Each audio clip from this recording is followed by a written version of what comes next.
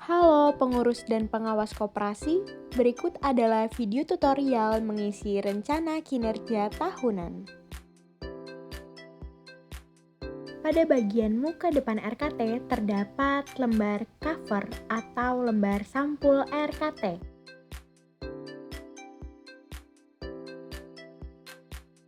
Dalam hal ini akan dijelaskan bagaimana isi dari rencana kinerja tahunan.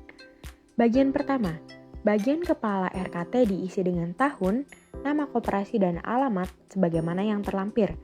Bagian berwarna merah silahkan diganti dengan tahun yang akan ditargetkan atau dilaksanakan, dan nama koperasi diisikan nama desa sebagaimana nama koperasi yang resmi.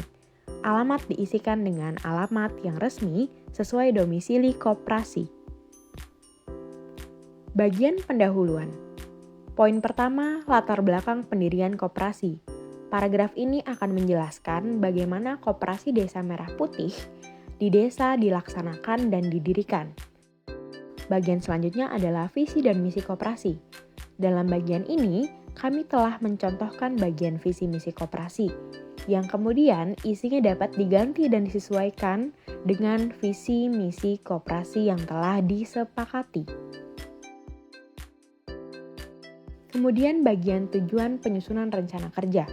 Bagian ini akan menuliskan apa maksud dari penyusunan rencana kerja yang disusun, apa manfaatnya, dan apa yang menjadi tujuannya.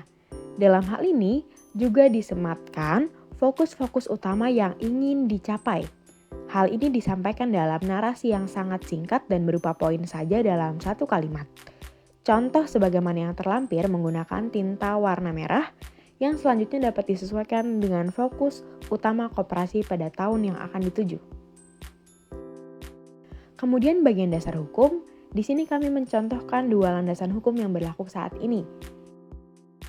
Kedua bagian ini sama-sama akan menjelaskan penjabaran singkat mengenai makna dari pasal, bagaimana bunyinya, dan bagaimana keterkaitannya dengan RKT yang akan disusun. Lalu, dalam bagian dasar hukum, diperkenankan untuk menambah atau menguranginya dikarenakan landasan hukum yang berlaku pada saat itu. Kemudian ada sasaran dan tujuan. Dalam bagian sasaran ini, dituliskan apa yang menjadi target atau yang menjadi sasaran dalam jangka waktu tahun berjalan. Contoh sebagaimana yang terlampir. Kemudian bagian tujuan, ini juga diisi dengan poin yang mencerminkan target apa yang dapat dicapai setelah sasaran-sasaran itu telah dibuat. Dalam bagian ini, tujuan biasanya disebutkan lebih detail, lebih rinci daripada bagian sasaran. Lalu kemudian ada bagian keempat, bagian rencana kegiatan. Berisi agenda yang akan dilakukan berkenaan dengan target dan juga tujuan yang telah ditetapkan sebelumnya. Dan dalam hal ini, poin-poin akan diklasifikasikan atau dikelompokkan berdasarkan bidang.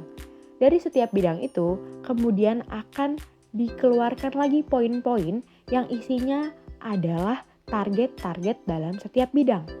Contoh sebagaimana yang terlampir.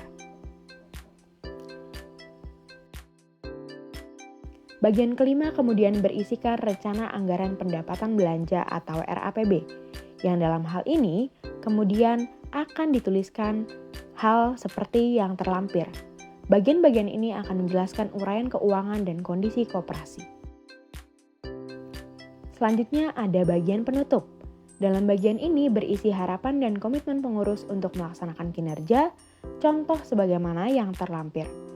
Lalu ada ajakan partisipasi aktif anggota, contoh sebagaimana yang terlampir. Kemudian, di akhir, RKT ini akan diisi tanggal dan juga hari di mana RKT telah disahkan. Lalu, RKT ini akan ditandatangani oleh Ketua Koperasi dan Sekretaris Koperasi.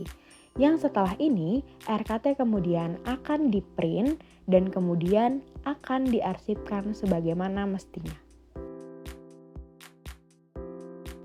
Terima kasih telah menyaksikan video tutorial ini. Semoga bermanfaat.